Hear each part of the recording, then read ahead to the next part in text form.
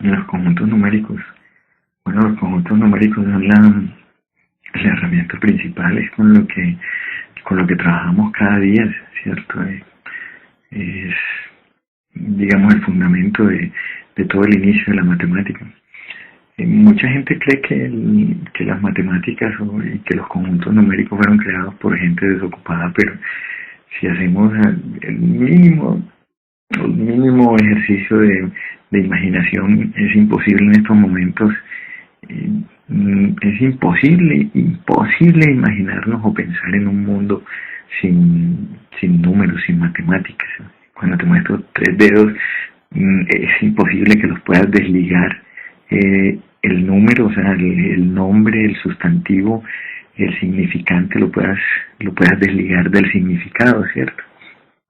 Entonces no es difícil imaginar que en la antigüedad, pues para poder construir cualquier cosa, si necesitaban dos piedras, si necesitaban una piedra, lo más fácil era hacer comparaciones, decir, mostrar estos dos dedos así, supongo que era traer dos rocas o traer dos animales o sembrar, ¿cierto? Entonces no es difícil eh, pensar que los números naturales, que por eso se llaman naturales, precisamente porque son los más fáciles de deducir, que teniendo 10 dedos, se supone que teniendo 10 dedos, eh, era natural que surgieran entonces el primer sistema o el primer conjunto numérico de 10 unidades, que todos sabemos que van vamos a incluir al cero, aunque en muchas ocasiones no se incluye, pero vamos a incluirlo. Ya sabemos que va de 0 a 1, 2, 3,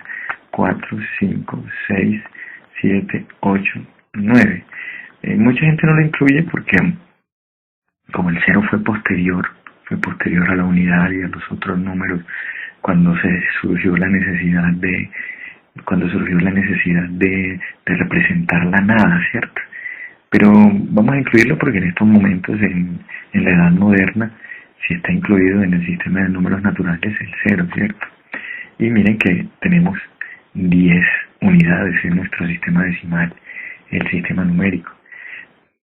Todo funcionó perfectamente durante mucho tiempo. Es que si tú ves, podíamos hacer sumas, podíamos decir 2 más 3, podíamos decir 5 más 2, podíamos decir 9 más 1, etcétera, ¿cierto?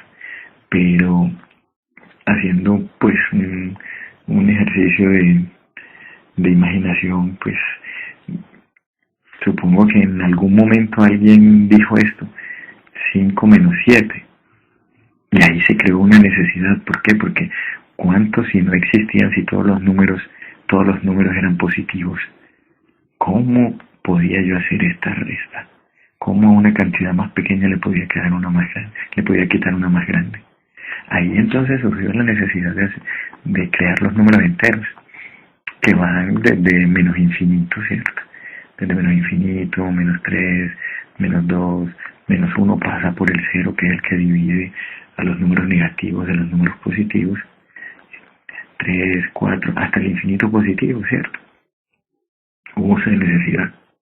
Y aquí también entonces sí pudieron hacer todas las operaciones necesarias, menos 3, menos 7, pudieron hacer menos 5 más 2, pudieron hacer 8 más 3, y todo funcionó perfectamente durante mucho tiempo. Este sistema le dio solución al requerimiento que teníamos acá, ¿cierto? Igual, de todos modos, ustedes saben que si vas a representar una profundidad, una profundidad lo vas a hacer con un número negativo, que si vas a representar una baja de temperatura lo vas a hacer con un número negativo. Entonces era absolutamente necesario, o para saber cuánto queda debiendo. Los números negativos surgieron como una necesidad.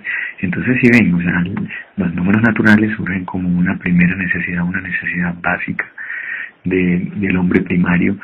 Luego surge la necesidad de tener números negativos y números positivos porque existían las cantidades negativas, y esto funcionó perfectamente durante un tiempo, le dio solución a todo.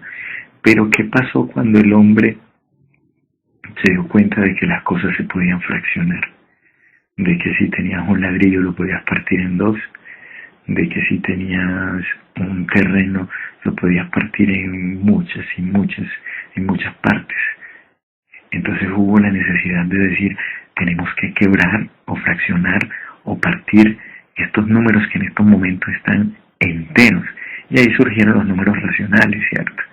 Que los números racionales, ustedes saben que poseen un determinado elemento o término que lo fraccionamos en las partes que necesitamos. Entonces, una unidad la podemos fraccionar en 5 partes, o 2 unidades la podemos fraccionar en 8 partes, o 9 unidades la podemos fraccionar en 13 partes, y pueden ser positivos, pueden ser negativos, ¿cierto?